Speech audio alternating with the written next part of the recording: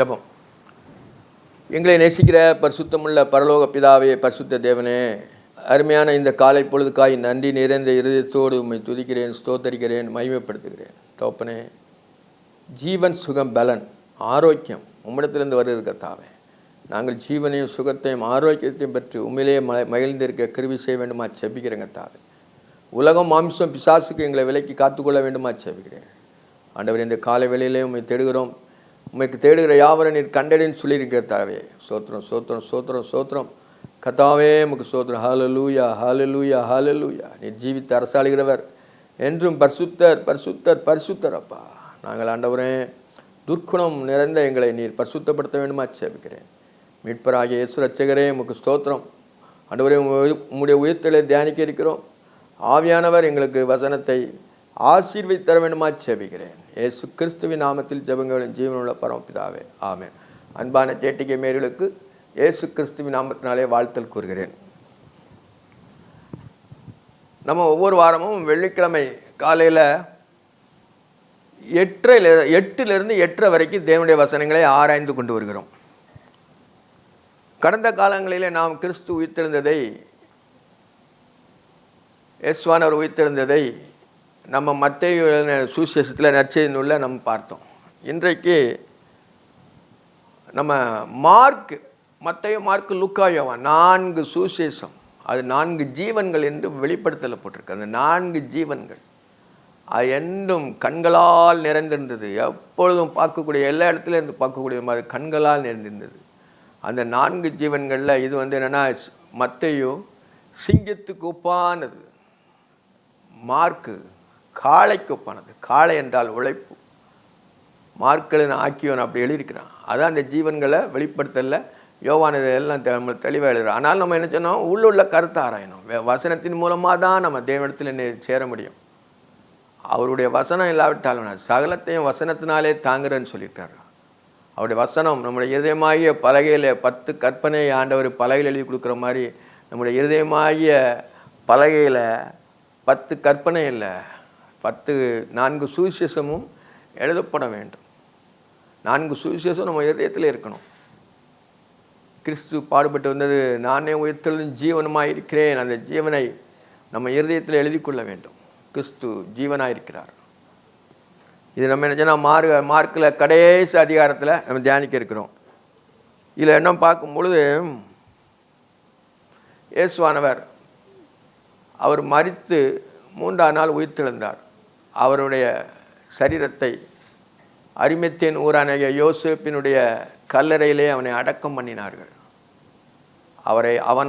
அவன் மெல்லிய துப்பட்டியை சுற்றி, அவர் தலையிலேயும் ஒரு துப்பட்டியை சுற்றி அவனுக்கு வெட்டியிருந்த தன்னுடைய புதிய கல்லறையிலே வைத்தார்கள்.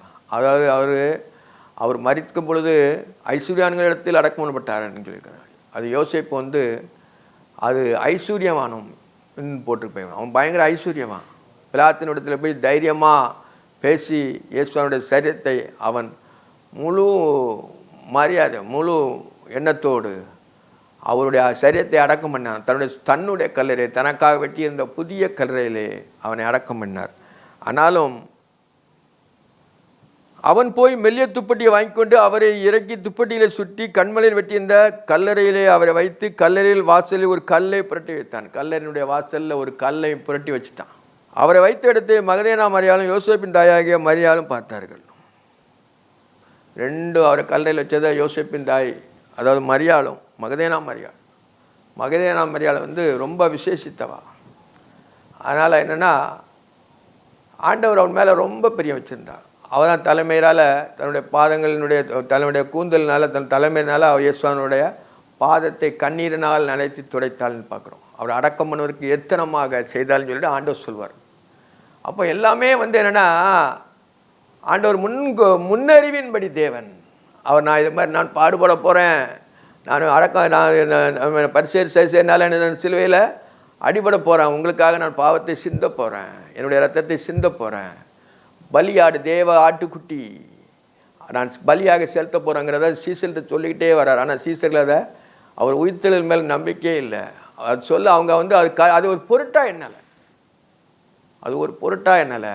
ஆனால் மகதேனா மரியாள் அவரை அறிந்திருந்தார். ஆனால் உயிர்த்தெழுங்கிற இது கூட அவளுக்கு நம்பிக்கை இல்லை. நானே உயிர்த்தெழுதும் ஜீவனமாக இருக்கு, லாசர் எழுப்பும்போது கூட சொல்லுவார், நானே உயிர்த்தெழுதும் ஜீவனமாக இருக்கிறேன்னு சொல்லுவார்.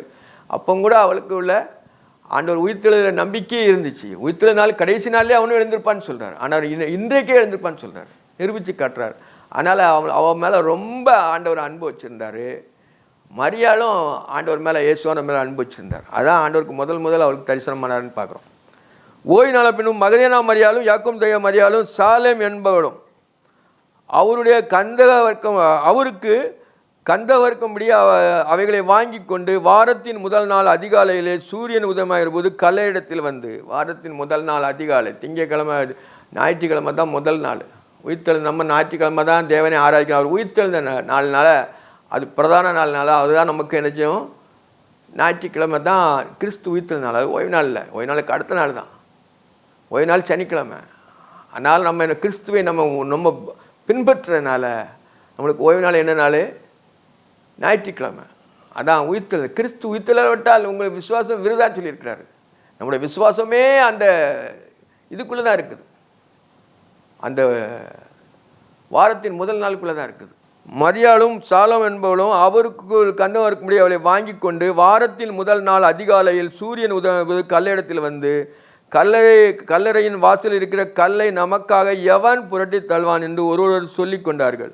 இந்த 4 மரியாள்களும் ஓய்வு நாள் முடிஞ்சு காலையில் சூரியன் உதவும் போது கல்ல இடத்துல வந்து நமக்காக அந்த கல்லை யார் புரட்டி தள்ளுவான். ஏன்னா இவங்க கல் அடைச்சி வச்சுருந்ததை ஓய்வு நாளுக்கு முன்னாலே ஆண்டவர் இறந்த அன்னைக்கு அவரை சரீரத்தை அடக்கம் பண்ணதை அவங்க பார்த்ததுனால அவங்க கந்தம் வர்க்கும்படி அவருடைய சரீரத்தில் பரிமள தேசம் கந்தம் வர்க்கம் போடும்படி வர்றாங்க.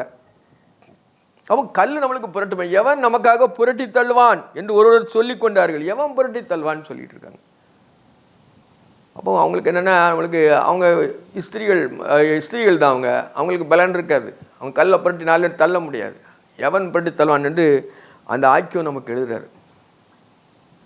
அந்த கல் மிகவும் பெரிதாக இருந்தது. அந்த கல் மிகவும் பெரிதாக இருந்தது. ஒரே கல்லை வச்சு லாக் டோர் செஞ்சுருக்கிறார் அந்த யோசேப்பு தன்னுடைய கல்லறைக்கு. அவன் கல்லறைக்குள்ளே நடந்து போகலாம், உள்ளே போய் தான் அந்த கல்லை செய்து வச்சிருக்கிறார். அந்த கல் மிகவும் பெரிதாக இருந்தது. அதுக்கு ஏறிட்டு பார்க்குற போது அது தள்ளப்பட்டிருக்கிறேன். ஏறிட்டு பார்க்கும்போது தள்ளப்பட்டு இருக்கிறதை கண்டால் கல்லை புரட்டி தள்ளிட்டான். பழைய நம்ம மத்தையில் பார்க்கும்போது அந்த தூதன் கல்லை புரட்டி கல்லின் மேலே உட்கார்ந்தான்னு சொல்லியிருக்கு. அந்த பெரிய கல்லை தூதன் ஒரு செகண்டில் புரட்டி போட்டான். அவங்க காவலாளிகள் செத்தவர் போல் விழுந்தார்கள் நம்ம பார்க்குறோம். இந்த இதில் அப்படி எழுதலை. ஏறிட்டு பார்க்கிற போது அது தள்ளப்பட்டு கண்டார்கள். கல்லறைக்குள் பிரவேசித்து வெள்ளையங்கி தரித்தவனாய் வலது பக்கத்தில் உட்கார்ந்திருக்கிற ஒரு வாலிபனை கண்டு பயந்தார்கள். அதாவது கல்லறைக்குள்ளே போயிட்டு இருக்கும்போது அவர்கள் கல்லறைக்குள் பிரவேசித்து வெள்ளையங்கி தரித்தவனாய் வலது பக்கத்தில் உட்கார்ந்திருக்கிற ஒரு வாலிபனை கண்டு பயந்தார்கள். வலது பக்கத்தில் அவங்க நடந்து போய் உள்ள கல்லறைக்குள்ளே இறங்கி போகும்போது வலது பக்கத்தில் ஒரு வாலிபன் உட்கார்ந்துருக்கிறான், வெள்ளையங்கி தரித்து, ஒரு ட்ரெஸ்ஸு பூரா ஒயிட். வாலிபனை கண்டு பயந்தார்கள். உள்ள ஒரு ஆள் இருக்குது, இயேசுவோட சரீரத்தை காணலை, ஆனாலும் தூதன் உள்ளே இருக்கிறான். அவங்க அந்த வாலிபனை கண்டுன்னு போட்டிருக்காரு. எங்கும் வாலிபனாக தான் இருப்போம் நம்ம. பரலோகத்தில் எப்பொழுதுமே தூதர்களை போல் இருப்பான்னு சொல்லியிருக்குது. எப்போதும் வாலிபத்தன்மை, அதான் அந்த வாலிபம். வெள்ளையங்கி தரித்தவனா வலது பக்கத்தில் உட்கார்ந்திருக்கிற ஒரு வாலிபனை கண்டு பயந்தார்கள். அவன் அவர்களை நோக்கி பயப்படாதீர்கள். அவன் அவர்களை நோக்கி பயப்படாதுங்களே. ஒன்று சொன்னா ரைட், பயப்படாதுங்க, நீ பயப்பட வேண்டியது இல்லைங்கிறான். சிலுவையில் அறையப்பட்ட நசரனாகிய இயேசுவை தேடுகிறீர்கள். அவர் உயிர்த்தெழுந்தார், அவர் இங்கே இல்லை, அவரை வைத்த இடம். நசரனாகிய இயேசுவை தேடுறதுன்னு தெரியும், தேடி தான் உள்ளே வந்துருக்குறாங்க. நான் அவர் நீங்கள் யாரை தேடி வர்றது எனக்கு தெரியும். அவர் இங்கே இல்லை, அவர் உயிர்த்தெழுந்தார்னு சொல்கிறான். தூதன் தான் முதல் சாட்சியாக சொல்கிறான். நசரனாகிய இயேசுவை தேடுகிறீர்கள், அவர் உயிர்த்தெழுந்தார், அவர் இங்கே இல்லை, இதோ அவரை வைத்த இடம், இதோ அவரை வைத்த இடம். இந்த இடத்த பாருங்கள், அவர் இல்லை, அவருடைய சரீரம் இல்லை. நீங்கள் அவருடைய சீசரிடத்துக்கும் பேரிடத்துக்கு போய் உங்களுக்கு முன்னே கலிலாவுக்கு போகிறார். பார்த்தீங்களா, உடனே அவனும் சொல்கிறான். இந்த வேர்டு தான் நம்ம மத்தையிலையும் பார்க்குறோம். நீங்கள் அவருடைய சீசரிடத்துக்கும் பேரிடத்துக்கும் போய், சீசரிடத்துக்கும் போங்க, பேரிடத்துக்கும் போய் உங்களுக்கு முன்னே கலிலாவுக்கு போகிறார் என்று உங்களுக்கு சொன்னபடியே அவரை காண்பீர்கள் என்று சொல்லுங்கள் என்றார். உங்களுக்கு சொன்னபடியே அவரை காண்பீர்கள். கலிலாவுக்கு போய் சொல்லிட்டார். அவர் எப்படின்னா, இயேசுவானவர் உயிர்த்தெழுந்து அவர் கலிலாவுக்கு ஒரு நிமிஷத்துலேயே அங்கே போயிடலாம். ஆனாலும் அவருக்கு சீசர்கள் எப்படின்னா அவர் மாமிசத்தில் இருக்கிறதுனால நீங்கள் என்ன நடந்து தான் போகணும், அது அப்படி பிரயாணப்பட்டு போகணும், எதில் போனாலும் சரி தான். நீங்கள் முன்னக்கூட்டி போங்கிறதுனால தூதன் அதை இவங்களுக்கு தெரிவிக்கிறான், அந்த மரியாளுக்கு தெரிவிக்கிறான். நீங்கள் அவருடைய சீசரிடத்துக்கும் பேதுருவிடத்துக்கு போய், பேதுரை முக்கியமாக ஆண்டவர் மென்ஷன் பண்ணி சொல்லிகிட்டே இருப்பார். ஏன்னா பேதுரு தான் பாறையாக இருக்கிறான், அவன் தான் என் ஆடுகளை மேய்ப்பாயன்னு யோவான் சுவிசேஷம் தான் எழுதுவார். நீங்கள் அவருடைய சீசரிடத்துக்கும் பேதுருவிடத்துக்கு போய் உங்களுக்கு முன்னே கலிலாவுக்கு போகிறார், அவர் உங்களுக்கு சொன்னபடியே அங்கே அவரை காண்பீர்கள் என்று அவர்களுக்கு சொல்லுங்கள் என்றார். அவர் உங்களுக்கு சொன்னபடியே அங்கே நீங்கள் அவரை காண்பீர்கள். ஏற்கனவே சொல்லியிருக்கிறார், நான் கலிலாவில் உங்களுக்கு முன்னாயே கலிலாவுக்கு போவேன், அங்கே என்னை காண்பின்னு சொல்லியிருக்கிறார் சீசர்கள்ட்ட. அதனால தான் இவங்க சீசன் அவர்கிட்ட தன்னுடைய இதை சொல்கிறான். நீங்கள் அவருடைய சீசரிடத்துக்கு பேதுருவிடத்துக்கு போய் உங்களுக்கு முன்னே கலிலாவுக்கு போகிறார், அவர் உங்களுக்கு சொன்னபடியே அங்கே அவரை காண்பீர்கள். அங்கே தான் அவரை பார்க்க முடியும்னு சொல்கிறாங்க. சொல்லுங்கள் என்றார். நடுக்கமும் திகிலும் அவரை பிடித்தபடியால் அவர் சீக்கிரமாய் வெளியே வந்து கல்லறை விட்டு ஓடினார்கள். அவள் நடுக்கமும் பிடிச்சிட்டா, உயிர்த்தெழுந்தாரா அப்படிங்கிற ஒரு உயிர்த்தெழுந்துட்டாருங்கிற ஒரு சந்தோஷம், நடுக்கம், ஒரு எமோஷன், ஒரு ப்ரெஷர், அதாவது அவளுடைய சந்தோஷத்தினால் வர்ற ப்ரெஷர், அதனால் மகிழ்ச்சினால் வர்ற ப்ரெஷர். அதனால தான் சீசனிடத்துக்கு போய் உங்களுக்கு முன்னே கல்யாணம் போய் சொல்லுங்கள். அவர் நடுக்கமும் திகிலும் பயமும் ஒரு இடத்துல இருக்குது. இல்லை திகில்னா ஒரு பிரமை, அதை தான் நடுக்கமும் திகிலும் அவர்களை பிடித்தபடியால் அவர்கள் சீக்கிரமாய் வெளியே வந்து கல்லறை விட்டு ஓடினார்கள். அவர் சீக்கிரமாய் வெளியே வந்து, அந்த வாலிபன் சொன்னதுனால, அந்த தூதன் சொன்னதுனால இவங்க சொன்ன அந்த வார்த்தையை கேட்குது அவங்களுக்கு. தூதன் வாலிபன் அவனை பார்த்து இவங்களுக்கு பயமாக இருந்துச்சு. ஆனாலும் அந்த வார்த்தை, தேவன் சொன்ன வார்த்தையை அவங்க கேட்டு வெளியே வந்து பயந்து ஓடுறாங்க. நடுக்கமும் திகிலும் அவர் பிடித்தபடியால் அவர் சீக்கிரமாய் வெளியே வந்து கல்லறை விட்டு ஓடினார்கள். அவர்கள் பயந்திருந்தபடியால் ஒருவருக்கும் ஒன்றும் சொல்லாமல் போனார். நாங்கள் போகிறோம் சொல்கிறேன் கூட சொல்லலை, சொல்லாமல் அந்த வார்த்தையை உள்ளே வாங்கிக்கிட்டு, அவர் சொன்ன வார்த்தையை உள்ளே வாங்கிக்கிட்டு ஒரு வார்த்தை கூட சொல்லாமல் தன்னுடைய ஓடுறாங்க. ஒன்றும் சொல்லாமல் போனார்கள். வாரத்தின் முதல் நாள் அதிகாலையிலே இயேசு எழுந்திருந்த பின்பு மகதலேனா மரியாளுக்கு முதல் தரிசனமானார். பார்த்தீங்களா, வாரத்தின் முதல் நாளில் மரியாளுக்கு தான் அவர் முதல் தரிசனமானார். வாரத்தின் முதல் நாள் அதிகாலையிலே இயேசு எழுந்திருந்த பின்பு, இயேசு உயிர்த்தெழுந்த பின்பு முதல் மகதலேனா மரியாளுக்கு முதல் தரிசனமானார். மகதலேனா மரியாளுக்கு தரிசனமானால் அவரிடத்தில் அவர் 7 பிசாசுகளை துரத்தி இருந்தார். எதுக்கு அவன் மேலே, ஆண்டவர் மேலே அவளுக்கு பிரியன்னா, அவர்கிட்ட இருந்து ஆண்டவர் 7 பிசாசை துரத்தி இருந்தான்னு பார்க்குறோம். பிசாசு பட்டால் எவ்வளோ கஷ்டப்படுவாங்கிறது அவங்க பிசாசு பிடிச்சவங்களுக்கு தான் தெரியும். அவங்க மனநிலை எவ்வளோ பாதிக்கப்படுறதுங்கிறது அதுக்கு தான் தெரியும். ஏன்னா பிசாசு அவனை கொல்லவும் அழிக்கவும் அவங்கள துன்பப்படுத்தவுமே அவங்களுக்குள்ளே புகுந்து செய்வான். ஆண்டவர் அவங்கள என்ன செய்யறா, 7 பிசாசு பிடிச்சதுன்னு சொல்கிறார். ஒரு பிசாசு 2 பிசாசு இல்லை, 7 பிசாசு. இவ்வகை பிசாசு ஜெபத்தினாலும் உபவாசத்தினாலும் வேற ஒன்றிலும் புறப்பட்டு போகான்னு சொல்கிறார். அதே மாதிரி அவ்வளோ கடினப்பட்டிருப்பாள். இப்போ அவளுக்கு மனசுக்கு சந்தோஷமாக இருந்திருக்கும். கிறிஸ்துவை அந்த பிசாசு பண்ணவும் சந்தோஷமாக இருக்கும். கிறிஸ்துவை அவள் பூரணமாக அறிந்து கொண்ட பின்பு தான் இவரை தவிர உலகத்தில் ஒன்றுமே இல்லைன்னு சொல்லி தான் அவர் தலைமையினால் அவருடைய பாதங்களை கண்ணீர்னால் துடைச்சார். அவர் அடக்கம் பண்ணுவதற்கு எத்தனமாக அதை செய்தான்னு சொல்லி ஆண்டவர் சொல்வார். அதான் அவள் மேலே அவ்வளோ பிரியம் வச்சுருந்தார். ஏன்னா நம்முடைய துன்பங்கள் போகும்பொழுது, நாம் இந்த உலகத்தில் நமக்கு ஒரு பெரிய கஷ்டங்கள், எரிச்சல்கள், கோபங்கள், நிறைய காரியம் இருக்கும் பொழுது, அதுலேருந்து நம்ம விடுதலை ஆகும் பொழுது, நம்ம விடுதலை ஆக்கின தேவ நிமித்தம் நம்மளுக்கு அதிக சந்தோஷம் உண்டாகும். ஒரு நாள் தவறாமல் ஆண்டவர்கிட்ட நம்ம சொல்லிக்கிட்டே இருப்போம் நம்முடைய பிரச்சனைகள் எல்லாம்.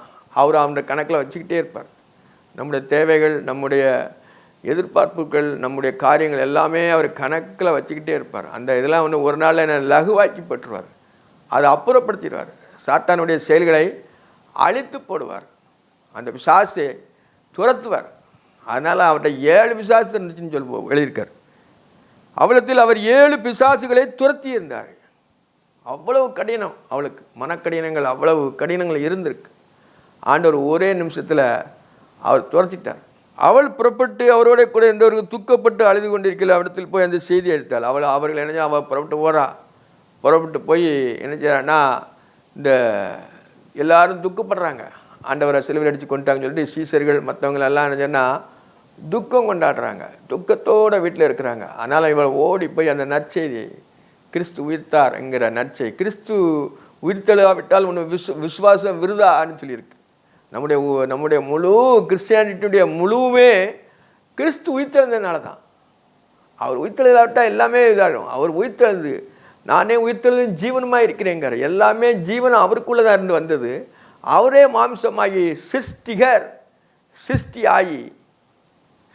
அவர் தான் வானத்தையும் பூமியும் சமுத்திரத்தையும் சூரியன் சந்திரத்தையும் படைத்தவர். அவரே தன்னை தாழ்த்தி பிள்ளைகள் மாம்சத்தையும் இரத்தத்தையும் உடையவளாக இருக்க அவரும் அவர்களை போல் ஆனார்னு சொல்லிட்டு தம்மை தாழ்மையை வெறுமையாக்கி அடிமையின் ரூபம் எடுத்து மனுஷர் சாயலானார். அதே தேவன் திருப்பி என்ன செய்கிறான்னா தன்னுடைய முன்னிலைமைக்கு போகிறார். அதான் என்னுடைய ஆவி எனக்கு கொடுக்கவும் தெரியும், அதிலிருந்து எடுத்துக்கொள்ளவும் தெரியும், அது பிதாவிடத்தில் பெற்றுக்கொண்டேன்னு சொல்லி சொல்லுவார் ஆண்டவர். அந்த விசுவாசத்தில் ஆண்டவர் இருக்கிறார். அதான் அவர் இயேசுவானவர் அவர் முழுமையாக அறிஞ்சிருந்தார். அவரோட குறைந்தவர்கள் துக்கப்பட்டு அழுது கொண்டிருக்கையில் அவ்விடத்தில் போய் அந்த செய்தியை அறிவித்தாள். நான் கிறிஸ்துவ ஆண்டவரை பார்த்துட்டேன், கிறிஸ்து உண்மையிலே உயிர்த்தெழுந்தார் அவன்னு சொல்லிட்டு அவளுக்கு விசுவாசம் வந்துட்டது. உயிர்த்தெழுங்க நம்பிக்கை அவங்களுக்கு யாருக்குமே இல்லை. அது ஒரு வசனமாக நினச்சிக்கிட்டாங்க. ஆனால் அதை நினச்சினா நம்ம அது ஆழமாக அதை ஆராய்ந்து அவங்க பார்க்கணும். நீங்கள் ஏன் நான் சொன்னதை விசுவாசிக்கலைன்னு சொல்லுங்கனால ஆண்டவர் அவங்க மேலே கோபப்படுறாரு. பின்னால் அதிகாரத்தில் பார்க்குறோம். அவர்கள் அவரிடத்தில் போய் அந்த செய்தியை அறிவித்தாள். அந்த கிறிஸ்து உயிர்த்தெழுந்தாருங்கிற செய்தியை அறிவித்தாள். அவர் உயிரோடு இருக்கிறார் என்று அவருக்கு காணப்பட்டார் என்று அவர் கேட்ட பொழுது நம்பவில்லை. திருப்பி அவங்களுக்கு மனக்கடையினா வந்துட்டு இவ ஏதோ சொல்லிகிட்டு இருக்கா, கல்றையில் ஆண்டவருடைய சரீரத்தை காணலை, அதனால் அது கொஞ்சம் நம்பப்படாத சில காரியங்கள் சொல்கிற மாதிரி அந்த பரிசேயர் செய்தியர் உண்டு பண்ண மாதிரி சீசர்களுக்கு அந்த எண்ணங்களும் இருக்குது. அதனால் அவன் சொல்கிறாருன்னா அவர் உயிர்த்தெழுந்தார் என்று அவர்களுக்கு காணப்பட்டார் என்று அவர்கள் கேட்டபொழுது நம்பலை. மகதலேனா மரியாதை தான் முழுமையாக ஆண்டவரை நம்பினா. அவர் உயிரோடு இருக்கிறார் என்றும் அவர்களுக்கு காணப்பட்டார் என்றும் அவர்கள் கேட்டபொழுது நம்பவில்லை. அதன் பின்பு அவர்கள் 2 பேர் அது எல்லாம் முடிஞ்சிட்டு அதுக்கப்புறம் ஆண்டவர் ஒரு உவமை சொல்கிறார்.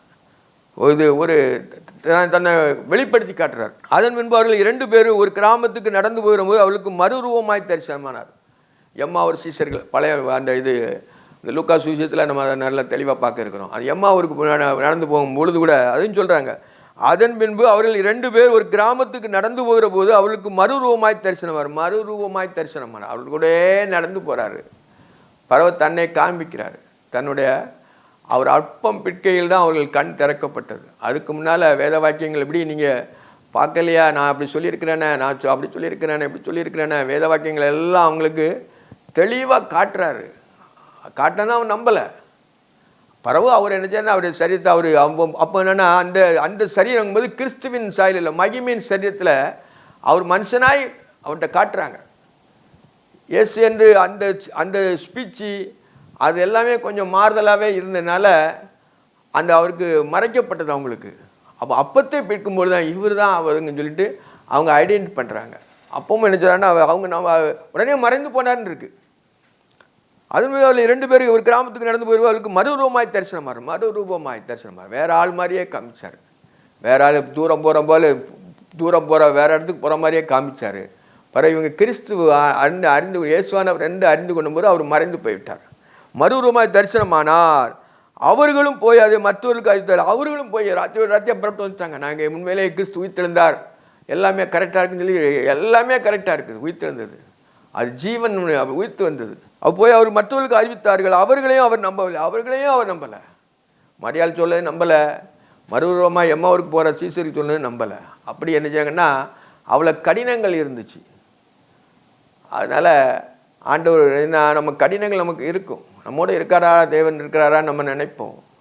ஆனால் உண்மையிலே நம்மோடு இருக்கிறார். நமக்கு எவ்வளோ இக்கட்டான சூழ்நிலைங்கும்போது அவருக்கு தான் தெரியும். நம்மளை விட அவருக்கு தான் நம்முடைய காரியங்கள் அதிகமாக தெரியும். நமக்கு தெரிகிறது நம்முடைய காரியங்கள் குறைவாக தான் தெரியும். நமக்கு அதிகமாக தெரிகிறதே, நம்முடைய காரியங்கள் அதிகமாக தெரிகிறது தேவனுக்கு தான் தெரியும், இயேசுவானவருக்கு தான் தெரியும். நம்மளுடைய பொறுப்பெல்லாம் அவர் மேலே போடணும். கர்த்தர் மேலே பாரத்தை வைத்து விடுன்னு சொல்கிறார். அவர் மேலே பாரத்தை வச்சு விடணும். அவருக்கு எல்லாமே தெரியும், A to Z கம்ப்ளீட்டு, அது எல்லாம் தெரியும். அவர்களையும் அவர் நம்பவில்லை. அதன் பின்பு 12 போஜன பந்திகளில் அவர்களுக்கு தரிசனமாகி உயிர்த்தெழுந்து தம்மை கண்டவர்கள் அவர்கள் நம்பா போது அவர்களை அவிசுவாசத்தை குறித்து இதயத்தை கடினத்தை குறித்து அவர்களை கடிந்து கொண்டார். திருப்பி அவருக்கு இவ்வளோதான் சொன்ன மரபு இவங்க நம்பாமல் இருக்கும்போது இருக்க முடியுமா?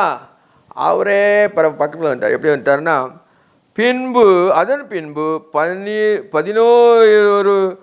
11 பேரும் போஜனம் பண்ணுகையில் அவரிடத்தில் தரிசனமாகி உயிர்த்தெழுந்த தம்மை கண்டவர்கள் அவர்கள் நம்பாமல் போன நிமித்தம் அவர்களை குறித்து அவிசுவாசத்தை குறித்து இருதய கடினத்தை குறித்து அவர்களை கடிந்து கொண்டார். உடனே இவங்க மனநிலை எல்லாமே ஆண்டவருக்கு தெரியும். உடனே கடிந்து கொள்கிறார். அவர் நம்முடைய தேவனை கடிந்து கொள்கிற தேவன். நம்ம ஒரு தவறு செய்யும்போது நம்மளை கடிந்து கொள்வார். எரிச்சல், அவருக்கு நம்ம தப்பு செய்தானே எரிச்சல் வரும்.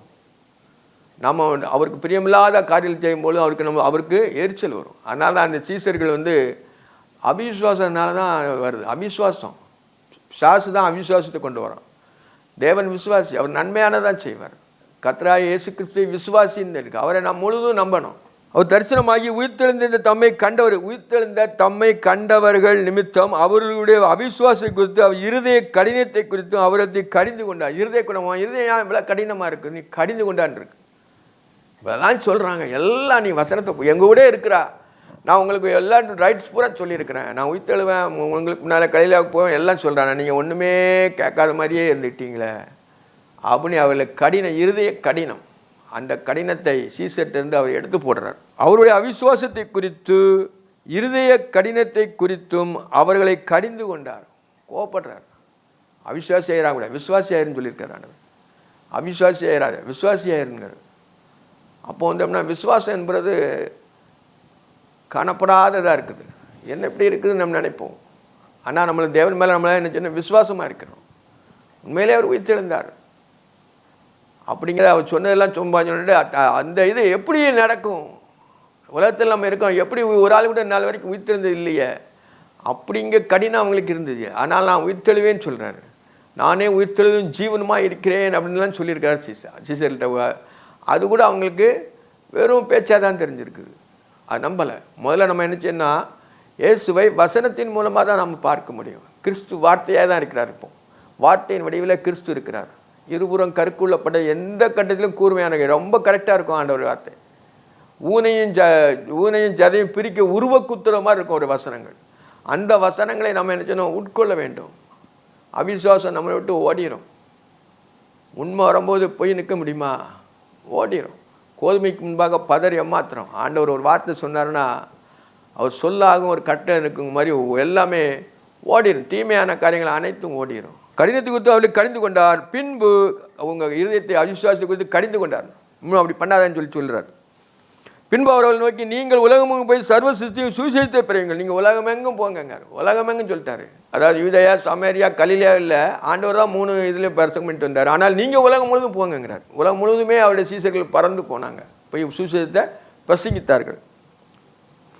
விசுவாசமுள்ளாகி ஞானஸ்தானம் பெற்றவன் ரட்சிக்கப்படுவான், விசுவாசம் ஆக்கினைக்குள்ளாக திரும்ப உடனே ரைட்டுன்னு கொடுத்துட்டாரு. ஏன்னா விசுவாசம் உள்ளவனாகி விசுவாசம் வரணும். அந்த விசுவாசத்தை தான் போதிக்கிறான். ஆபிரகாம் தேவனை விசுவாசித்தான், அது உனக்கு நீதியாக எண்ணப்பட்டுங்கிற விசுவாசம் ஆபிரகாம் மூலமாக தான் வருது. தேவன் சொன்னால் மனம் மாற அவர் மனுஷன் அல்ல, அவர் விசுவாசம். அந்த தைரியம், அந்த சாத்ராக் மேஷாக் ஆபேத்நேகோ என்பதை நீங்கள் எங்களுக்கு அவங்களை தப்பிக்க விட்ட போனாலும் பரவாயில்ல, எங்களுடைய விசுவாசம் தேவன் மேல் தான் இருக்குன்னு சொல்லிட்டு தான் அந்த அக்னிக்குள்ளே விழுகிறாங்க. அந்த விசுவாசம் பூரண விசுவாசம் அவர்களுக்கு இருந்த விசுவாச பட்டியலே நம்ம எபிரேயரில் இருக்குது. அதெல்லாம் நம்ம என்ன சொன்னால் பார்க்கும்பொழுது வசனம் வேதத்திலிருந்து முன்னால் வரைக்கும் அதை பார்க்கலாம். அந்த விசுவாசத்தை விசுவாசம் உள்ளனாகி ஞானஸ்தானம் பெற்றவன் ரட்சிக்கப்படுறான். விசுவாசம் உள்ளனாகி ஞானஸ்தானம் பண்ணணும். விசுவாசம் வந்தால் மட்டும் போகாது, திருப்பி ஞானஸ்தானம் பெறணும். இனிமேல் நம்ம பாவத்துக்கு அடிமை இல்லை. பாவத்துக்கு நமக்கு தேவனுக்கு அடிமை. பாவம் எங்களை விட்டு போஞ்சிட்டு அந்த முழுக்க ஞானஸ்தானம், தண்ணீர்னால் மூழ்கி ஞானஸ்தானம், இயேசு கிறிஸ்து நாமத்தினாலே தண்ணீர்னால் மூழ்கி நம்ம ஞானஸ்தானம் பெறணும். நம்முடைய பாவங்களை அவர் ஏற்றுக்கொண்டு சிலுவையிலே சுமந்து தீர்த்தாருங்கிற அந்த மரணம், அடக்கம், உயிர்த்தெழுதல் என்ற நம்பிக்கையினால் நம்ம என்ன சொன்ன ஞானஸ்தானம் பெறணும். விசுவாசம் உள்ளாகி ஞானஸ்தானம் பண்ண ரட்சிக்கப்படுவான். விசுவாசம் ஆக்கினைக்குள்ளாக தீர்க்கப்படுவான். நீங்கள் விசுவாசம் நான் இல்லாட்டன்னா ஆக்கினைக்குள்ள ஒன்று ரைட்டால தப்பு, 2 தான் சொல்ல முடியும். நான் 2லேயும் இருப்பேன்னு சொல்ல முடியாது. நான் விசுவாசமாக இருப்பேன், விசுவாசம் இல்லாமல் இருக்க முடியாது. ஒன்று தான் விசுவாசி. அதான் ஆண்டவர் சொல்கிறாரு, விசுவாசியாதவனோ நீ விசுவாசிக்கலன்னா 2 தான், ஆக்கினைக்குள்ளாக தீர்க்கப்படுவான். ஆக்கினைக்குள்ளாக நீ என்னை விசுவாசிக்கலன்னா ஆக்கினைக்குள்ள உனக்கு தீர்ப்பு கொடுத்தாச்சு. விசுவாசம், நம்முடைய விசுவாசம் கர்த்தர் மேல் இருக்க வேண்டும். உடனே அந்த விசுவாசத்தினால உள்ள பலனை பூரா சொல்கிறாரு. விசுவாசிக்கிறவர்களால் நடக்கும் அடையாளங்களே அவனை, நீ விசுவாசிக்கிறாளப்பா உனக்கு நடக்கும் அடையாளங்கள்னு சொல்கிறார். எப்படி சொல்கிறாருன்னா, நீ விசுவாசிட்டா என்ன விசுவாசிட்டா அப்போ உனக்கு நடக்க அடையாளங்களும் தெரியணும். அடையாளம் இல்லாமல் ஒன்றுச்சு எப்படி? அடையாளம் நம்மளுக்கு மெயினாக தேவை. என் நாமத்தினாலே பிசாசுகளை துரத்துவார்கள். பிசாசு என் நாமத்தினாலே, இயேசு கிறிஸ்து நாமத்தினாலே பிசாசை விளைவிட்டு போன்னு சொன்னால் போயிடும். பிசாசு கீழ்ப்படியும். ஏன்னா கர்த்தருடைய ஜீவன் இப்போ நமக்குள்ளே இருக்குது. அதனால தான் பிசாசு என்ன சொல்கிறேன்னா, என்னுடைய நாமத்தினாலே பிசாசுகளை துரத்துவார்கள். துரத்துவார்கள்னு சொல்கிறார். துரத்துவான் வார்கள். அவருடைய நாமத்தின் மேல் விசுவாசம் உள்ள எத்தனை பேரும் அத்தனை பேர்களும் அவர் பிள்ளைகளாகும்படி அதிகாரம் கொடுத்தாருன்னுட்டு அந்த யோவான் சுவிசேஷத்தில் எழுதுவார். அதை அவருடைய பிள்ளைகள் அவருடைய நாமத்தினாலே. அதான் பிசாசுகளை துரத்துவார்கள். நவமான பேசைகளை பேசுவார்கள். நவமான பாஷை. நவமான பாஷைன்னா தெளிவான வார்த்தை. அதான் அர்த்தம். உன்னை புரியாத பாஷை இல்லை, நவமான பாஷை, தெளிவான பாஷை. நவமான பாஷை பேசுவார்கள். ஒருத்தர் இல்லை, பேசுவார்கள். சர்ப்பங்களை எடுப்பார்கள், பாம்பை எடுப்பாங்க. ஆனால் பாம்பை அவங்க கொத்தாது. அந்த மோசை வாழை பிடிச்சி எடுத்த மாதிரி எல்லா அதிகாரமே கர்த்தருடைய அதிகாரங்கள் பூரா இவனுக்கு வந்துட்டு, மோசைக்கு வந்துட்டு. அதனால் நம்ம கிறிஸ்துவனுடைய அதிகாரங்கள் பூரா நமக்குள்ளே தான் வாசம் பண்ணுது. அவர் நமக்குள்ளே இருக்கும்போது அந்த அதிகாரம். அதனால தான் அவர் எழுதுவார், சர்ப்பங்களை எடுப்பார்கள், ஒன்றும் செய்யாதது, அது கொத்த முடியாது, ஏன்னா அது உண்டாக்கப்பட்டது. சர்ப்பங்களை எடுப்பார்கள். சாவுக்கு தான் யாரும் கொடுத்தாலும், நீ மருந்து குடித்தாலும் சாக மாட்டாப்பா. ஆண்டவர் உன்னுடைய சரீரத்தை அவ்வளோ பூஸ்டி ஆக்கிடுவார். உன்னுடைய குடல்கள் எல்லாம் அது ஒன்றுமே அந்த இது உறிஞ்சாது. அவன் கிறிஸ்து நமக்குள்ளே இருக்கிறாருங்கிறத புரிஞ்சுக்கலாம். சாவுக்கு எதுவான யாதொன்றை குடித்தாலும் அது அவளை சேதப்படுத்தாது. அவர் ஒரு டேமேஜும் பண்ணாது. உன்னுடைய உறுப்புகளை ஒரு டேமேஜும் பண்ணாதுங்கிறார். ஏன்னா எல்லாமே கிறிஸ்துவுக்குள் தான் இருக்குது. அது அவர்களை சேதப்படுத்தாது. வியாதிஸ்தர் மேல் கைகளை வைப்பார்கள். வியாதிஸ்தர் மேலே கைகளை வச்சா போதும். ஆண்டவர் வியாதிஸ்தர் சுஸ்தமாக்குற மாதிரி இவன் கையை கொண்டு இந்த வியாதிஸ்தர் மேலே வச்சா கூட வியாதிஸ்தர் மேல் கைகளை வைப்பார்கள். அப்பொழுது அவர்கள் சொஸ்தமாவார்கள். அப்பொழுது அவர்கள் சொஸ்தமாவார்கள். அவ்வளோ ரைட்ஸு கிறிஸ்துக்குள்ளே, அவ்வளோ ரைட்ஸையும் அவருடைய சீசர்களுக்கு கொடுத்துட்டார், அவருடைய பிள்ளைகளுக்கு கொடுத்துட்டார். அப்பொழுது அவர்கள் சொஸ்தமாவார்கள். இவ்விதமாய் கர்த்தர் அவளுடனே பேசின பிறகு பரலோகத்துக்கு எடுத்துக்கொள்ளப்பட்டு தேவனுடைய வலது பாரிசத்தில் உட்கார்ந்தார். தேவனுடைய வலது பாசத்தில் இயேசுவானவர் போய் உட்கார்ந்துருக்கிறார். இயேசுவானவர் தேவனுடைய வலது பாசத்தில் போய் உட்கார்ந்துருக்கார். தேவனுடைய அதிகாரம், எல்லா அதிகாரமும் அவருக்குள்ளே தான் இருக்குது. வலது பாசன்னா வலது பக்கத்தில் எப்படின்னு இருக்குன்னு இல்லை, அதிகாரம், சகல அதிகாரமும் தேவனுடைய அதிகாரம் அனைத்தும். தேவனை ஒருபோதும் கண்டதில்லை. இயேசு கிறிஸ்து மூலமாக தான் நம்ம காண முடியும். அவருடைய ரைட்ஸ் பூரா இயேசு என்ற அந்த நாமத்தின் மேல் உள்ள ரைட்ஸ் பூரா இவருக்குள்ள வந்தது. அது என்ன, அதான் என்ன எழுதி வரனா, தேவனுடைய இவ்விதமாய் கர்த்தர் அவருடைய பேசின, இவ்விதமாய் கர்த்தர் வானத்தையும் பூமியும் உண்டாக்கின கர்த்தர், இவ்விதமாய் கர்த்தர் அவளுடனே பேசின பின்பு பரலோகத்துக்கு எடுத்துக்கொள்ளப்பட்டு தேவனுடைய வலது பாசத்தில் உட்கார்ந்தார். சகல ரைட்ஸும் அவர் தான் உட்கார்ந்தார். அவர்கள் புறப்பட்டு போய் எங்கும் பிரசங்கம் பண்ணினார்கள். அவர்கள் புறப்பட்டு போய் எங்கும் பிரசங்கம். தேவனை அறிக்கை செய்யணும். கர்த்தராகிய இயேசு கிறிஸ்துவை வாயினால் அறிக்கை பண்ணணும். அவர் நமக்காக பாடுபட்டார், சிலுவையில் சுமந்தார், ரத்தத்தை சிந்தினார், நமக்காக மீட்பை உண்டு பண்ணினார். அங்கே விசுவாசம், அந்த விசுவாசம் 4 சுவிசேஷத்துல விசுவாசம், கர்த்தர் மாமிசத்தில் வந்தாருங்கிறத விசுவாசிக்கு சொல்கிறதுக்கு தான் அந்த இது சொல்கிறார். அவள் புறப்பட்டு எங்கும் பிரசங்கம் பண்ணினார்கள். கர்த்தர் அவருடைய கிரியை நடப்பித்து, கர்த்தர் தேவன் இல்லாட்ட அவங்க ஒன்றும் செய்ய முடியாது. எல்லாம் தான் எல்லாம் செய்யணும்னு சொல்ல முடியாது. தேவன் நம்மளோட இருக்கணும். அவர் நம்மளோடு இருப்பனா, கிறிஸ்து உங்களோடு இருக்கிறார், சோதித்தறியுங்கள்னு சொல்கிறாரு. கிறிஸ்து நம்மளோடு இருக்கிறாரா என்பதை நீங்கள் சோதித்தறியுங்கள்ங்கிறார். அது நம்ம அறியணும், முதல்ல அதை அறிஞ்சுக்கிடணும். அதுதான் சொல்கிறாரு, கர்த்தர் அவர்கள் கூட கிரியை நடப்பித்து, அவளோடு சீசலோடு இருந்து கிரியை நடத்தி. இவர் தான் செய்கிறாரு. இவன் மனுஷன்தான். இவன் மனுஷன்னாலும் உள்ளுக்குள்ளே யார் செய்கிறா? கர்த்தர் தான் செய்கிறார். கர்த்தர் அவர்கள் கூட கிரியை நடப்பித்து அவர்களால் நடந்த அடையாளங்களினாலே வசனத்தை உறுதிப்படுத்தினார். எல்லாம் வசனத்தை உறுதிப்படுத்தினார். சகலம் என் வசனத்தினாலே தாங்கிறார், வசனத்தினாலே உறுதிப்படுத்தினார் என்று உறுதிப்படுத்தினார். ஆமேன். அப்படி ஆமேன் போட்டாச்சு. ஆமேன்னா யாருன்னு? ஆமேன் என்பவர் சொல்லுகிறதாவது, ஆமேன் என்பவர்னா ஜீசஸ் தான் ஆமேன். அவர் மறைமுகமாக இருக்கிறார், மறைந்த விருந்தினராக இருக்கார், நம்மளோடு தான் இருக்கிறாரு. ஆனாலும் அவர் என்ன சொன்னால் கடைசியில் அவர் தான் முடிக்கணும். ஆமேன். கர்த்தராகிய இயேசுவே வாரும். அவர் தான் எல்லாமே, சகலமும் அவராலும் அவர் மூலமாயும் அவருக்காயும் அவருக்கே உண்டாக்கப்பட்டது. அவருக்கே கனம் மகிமை சதாகாலம் உண்டாவதாக. அந்த பவுல் அவளை தெளிவாக எல்லாமே தேவன் தான். அதை இயேசுன்னு அவருக்காக முடிச்சிருக்கார். அவர்கள் புறப்பட்டு போய் எங்கும் பிரசங்கம் பண்ணினார்கள். கர்த்தர் அவருடைய கூட கிரியை நடப்பித்து அவர்களால் நடந்த அடையாளங்களினாலே வசனத்தை உறுதிப்படுத்தினார்கள். வசனத்தை உறுதிப்படுத்தணும். வசனம் அப்படியே வார்த்தை, அதிலே வார்த்தை. அந்த வார்த்தை நமக்குள்ளே இருந்து நம்மை உயிர்ப்பிக்கணும், உறுதிப்படுத்த வேண்டும். ஜெபம். நேசிக்கிற பரிசுத்தமுள்ள பரலோக பிதாவே, பரிசுத்த தேவனே, ஆண்டவரே உமக்கு தோத்திரம் தோத்திரம்ப்பா. இந்த ரெண்டாம் அந்த காலைக்கு ஒப்பான அந்த வேத வாக்கியங்கள் ஆண்டவரே மார்க்கில் இந்த சுவிசேஷத்திலே நாங்கள் அறிகிறோம்ப்பா. நீர் எங்கள் மெய்யாகவே உயிர்த்தெழுந்து எங்களோடு வாசம் பண்ணிடுற ஆண்டவரே. நாங்கள் உண்மை தடவையாயிலும் கண்டுகொண்டு உண்மையிலே மகிழ்ந்திருக்க கிருபை செய்யுங்கப்பா. கிறிஸ்துவ மகிமை நம்பிக்கையாக உங்களுக்குள் இருப்பதே அந்த ரகசியம் என்று பவுல் அதை தெளிவாக எங்களுக்கு காண்பித்தார் ஆண்டவரே. அந்த வசனங்களை எப்பொழுதும் எங்களோடு இருப்பதற்காக நன்றி. நீர் ஜீவனுள்ளவர், உயிர்த்தெழுந்தவர், சதாகாலம் வாழுகிறவர் என்பதை உறுதிப்படுவதற்கு அந்த வசனம் எங்களுக்குள்ளே ஆழமாய் வென்று செல்ல கிருபை செய்யுங்க. ஹல்லேலூயா, ஹல்லேலூயா, ஹல்லேலூயா, ஹல்லேலூயா. தோத்திரம் தோத்திரம் தோத்திரம் தோத்திரம். கோடானு கோடி தோத்திரங்களை ஏறெடுக்கிறப்பா. ஹல்லேலூயா, ஸ்தோத்திரம் ஸ்தோத்திரம்ப்பா. குறைகள் குற்றங்கள் எல்லாவற்றையும் மன்னிங்க. இயேசு கிறிஸ்துவின் நாமத்தில் ஜெபங்கள், ஜீவனுள்ள பரமபிதாவே, ஆமென்.